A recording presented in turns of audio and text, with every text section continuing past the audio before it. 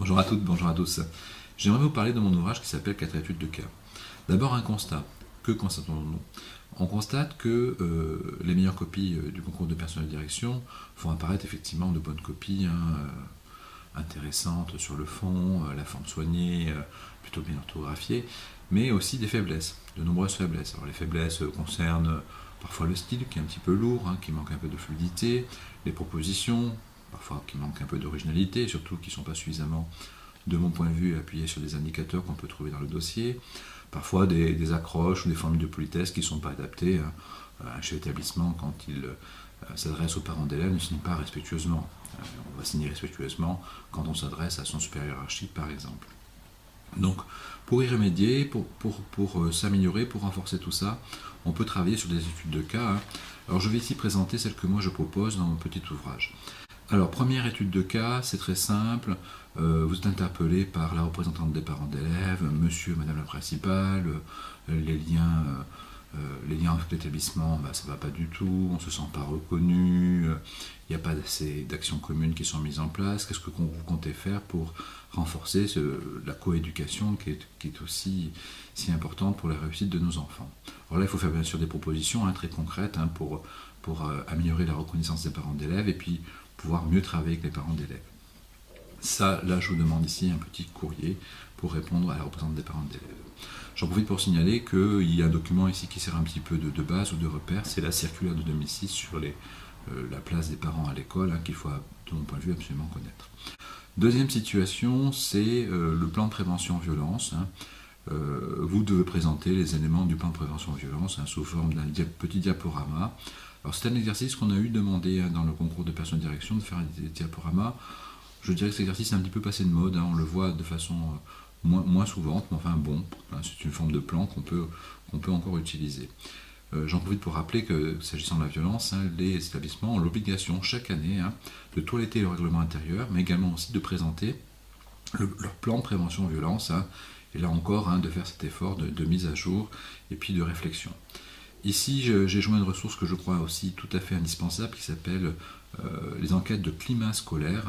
Il faut absolument que les candidats connaissent ce qu'on appelle l'indice de climat scolaire, surtout qu'il va sans doute peut-être être pris en compte de plus en plus la question du climat scolaire dans le cadre de l'auto-évaluation des établissements et de l'évaluation des établissements. Donc là, un travail est donc à faire autour de la violence, la prévention de la violence. Troisième cas que je vous propose, alors là c'est très simple, c'est très classique au concours. Le DAZEN, l'inspecteur d'académie, vous interpelle et vous dit monsieur, madame la principale, j'ai constaté qu'il y avait beaucoup d'élèves en difficulté dans votre établissement et une orientation un peu supérieure, une surorientation vers la voie professionnelle. Que comptez-vous faire pour y remédier, pour corriger tout ça? Là, c'est sous forme d'un courrier, mais enfin, on comprend bien que le courrier au directeur académique, il doit être assez robuste et faire preuve à la fois d'une méthode et à la fois d'un contenu opérationnel et assez rapide. Ici, une petite réflexion sur, alors bien sûr, il y a un document sur devoir fait, personne ne sera surpris, mais une petite réflexion aussi sur une pédagogie d'égalité des chances, parce que l'enjeu, c'est pas tellement de multiplier les dispositifs, même si c'est toujours utile, mais c'est aussi de pouvoir agir dans la classe, car la proportion d'élèves en difficulté est souvent trop importante pour que ça puisse être pris en charge à l'extérieur de la classe, surtout quand ce ne sont pas les professeurs qui le mettent en place. C'est toujours cette difficulté qu'on a. Quatrième étude de cas, c'est on vous demande de renforcer le dispositif d'engagement, de démocratie collégienne, de citoyenneté.